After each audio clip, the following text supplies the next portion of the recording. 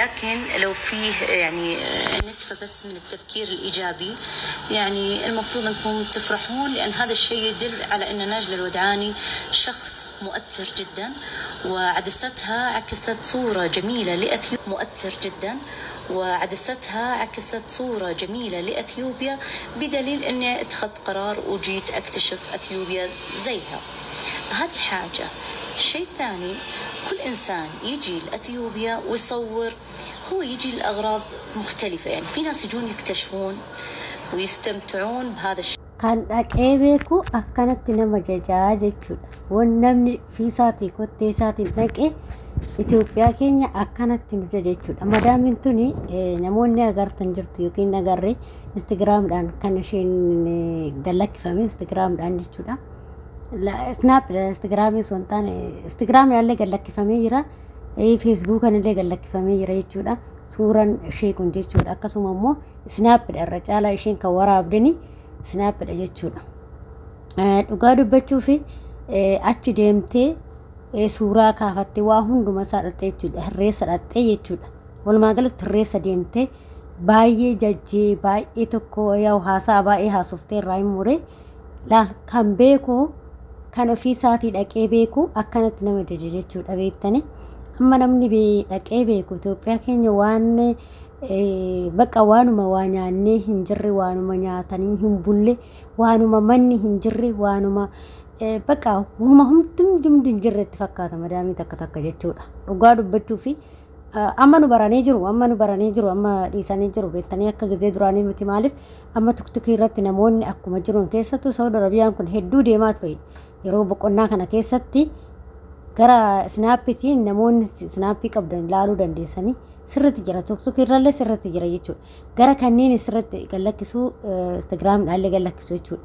Waraabanii siruma bakka Awurooppaa nutti fakkaatti Itoophiyaan siruma Awurooppaa nutti fakkaatti jedhanii namoonni bakka namoonni hundi isaanii dhugaa dubbachuu fi kan biraa dhiisite jarumti kiyya kun iyyuu hin deemne jedhanii yeroon ga'uu dide jechuudha. Yeroon osoo isaanii yaa'u gara biraatis makkaa namnis hin deemaniif sababa saniif malee yeroo manni barumsaa cufame yeroo hojiin cufame san hin deemne naan jedhanii turanii osoo as jirtu achi dhandhee dhufnaa Itoophiyaan keessan baay'ee bareedaa ummanni keenya hunduu achi dacha'ee jira Itoophiyaa daawwachuu deemaa qilleensi ishee bareedduudha namni ishee bareedduudha hedduu namatti tolti bakki ishee bareedduudha jedhanii akkasitti natti maa ture namtichi keenya namti bira taa'u kun jechuudha. Itoophiyaan keessanii namoonni keenya akkuma jiru natti dhiyyeeffanii dhuguma immoo gara tuktukii fi gara snaappitiin hedduu argan jechuudha.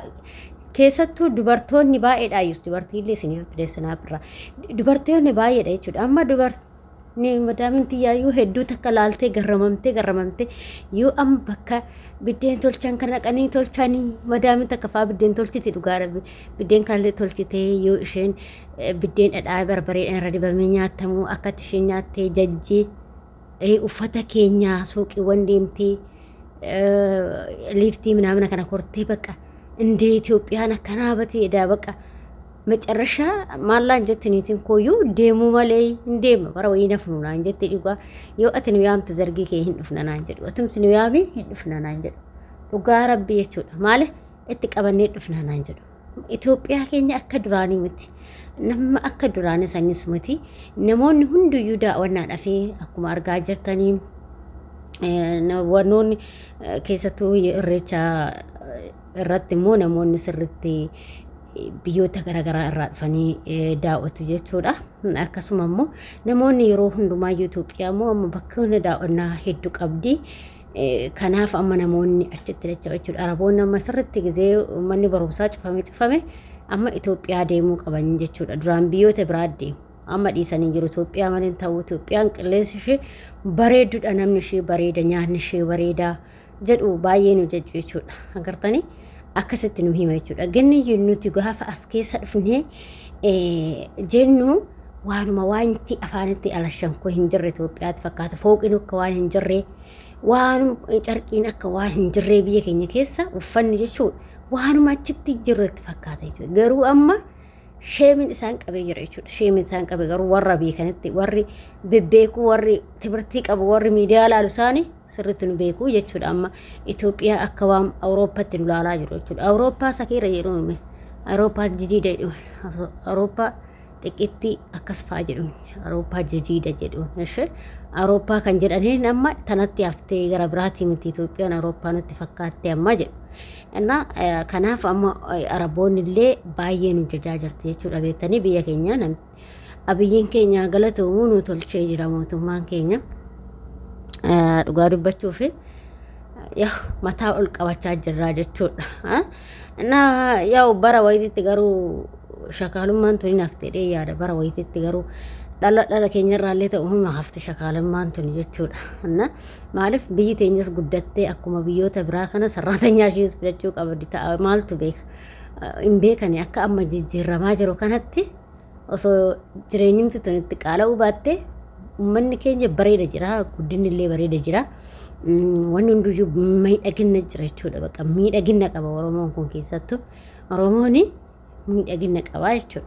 Kanaaf irreecha bara kanaa immoo yoo ilaaltanis islaamidhaan uummanni illee bahee galee hedduu takka baqa dassis jedha baqa gammachuu qabdaa jechuudha. Yoo sabni kee akkanatti bahee taphatee galu baqa nama gammachiisa jechuudha. Islaamidhaan baqa osoo namni tokko wal rabbashin hin beektanii bara 2000 meeqa kan wal fixaa tura sun innaa gisee safaayii yaadattanii bara mallas sani akkatti inni biyyi dhumee bara kaayilmoo inni namtichi sun isa fa'a jechuudha. Kanaaf amma Itoophiyaan keenya baay'ee beekamtee jirti.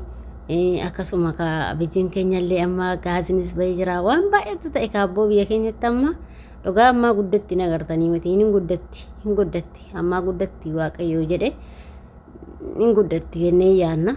Biyya ofii kaayartuu qabdu biyya ofiitiin homa fe'ellee yoo taate haati ofiitii fi biyyi ofii takka jedhan isinii galee. Amma fakkeenyaaf biyyi Oromaa kun bareedanii keessa teenyu kun akkasuma biyyoota gurguddatte kan akka Awurooppaa, Ameerikaa minaamin kun keenya ta'uu hin danda'u. Keenya jennee simachuu hin dandeenyu. Aga barbaadeen bareediyyuu keenyuma tana xiqqeema tana bakka keenyuma bushaa kana himannaa jechuudha. Maaliif haadha ofii kana amma haadha ofii kana daarachoofti jedhanii haadha biraa hin himatan. Badduus taatu gaaris taatu haadhuma daaratti tana himatanii jechuudha. Kanaaf biyya nutillee haati fi biyyi kan tokko jedhan isa kanaaf haati teenyas biyyi keenyas tokkuma jechuudha. Kanaafuu biyya ofii daaratti jedhanii hin kaadanii jechuudha akkuma haadhaa san ishee. Kanaaf Oromiyaa teenya Itoophiyaa teenya jenna kaanus ishee kanaaf biyya ofii warqeedha. Nuufaa jiraattu umrii nuufaa dheerattu namni achi keessa jirullee umrii nuufaa dheeratu nuufaa guddattu nuufaa dagaagdu akkuma afaan isaaniitii Awurooppaa jedhan Awurooppuma nuufaa taatu hin taate bara wayititti garuu ammas ta'aatu waan jirti hedduu babbareedaa qabdi. Yaa'u yaada fi qilleensi ishee tokkoffaadha. Itoophiyaa keenya akkuma beekamu qilleensi tokkoffaa qabdi. Ammas immoo hin jijjiiramti kana caalaa jechuudha. Yookiin waggaa kurnan irraa immoo maaltu beeka kana caala jijjiiramuu dandeessi. Akkasis niin jedha hordoftoota kiyyaa akkasitti kun madaamiin dhaxxee irreessa ooltee fataa jettee himte jechuudha. Akkasuma uffannaa aadaa Oromoo uffattee wayi. Aboo Oromoon kun baay'ee nu beeksisaa jira. Dhugaa Rabbi baay'ee nu beeksisa. Nu boonsan bakka Oromoo jechuun akkasitti beekama jechuudha. Akkasuma farandoonni illee hedduu uffatanii oolanii jechuudha. Guyyaa dheengaddaa fi kaleessatti jechuudha. Guyyaa kan lamaan jechuudha. Har'as hin jira jedhanii akkasitti ture jechuudha. Kanaaf dhugaa baqa ani maal akkan jedhee himu hin beeku namaa galatti baqa Oromoon amma addunyaa akka addunyaa irratti beessanii jira. Keessattuu irreechi kun addunyaa irratti beekameera jechuudha. Girrim jedhu gaafa wannaa viidiyoota kanneen arganii girrim jedhu baqa namni akkanatti bahee salaamidhaan akkatti kun qinqinii obzii saraayitiin kun yoo akkatti bahee galu si dinqaa jechuudha. Nama dinqisiisa. Inni akkasii siniin jedha. Kana fakkaataa siniin jedha hordoftoota kiyyaa akkasuma warroon chaanala kiyya faaraa taatan sabskraabii gochuun maamila keenya ta'a. Akkasuma yaada fi qeeqaa qabaattan koomentii irratti barreessaa. Siniin jedha nagaa ta'a fayyaa ta'an ga viidiyoo walitti deebiin.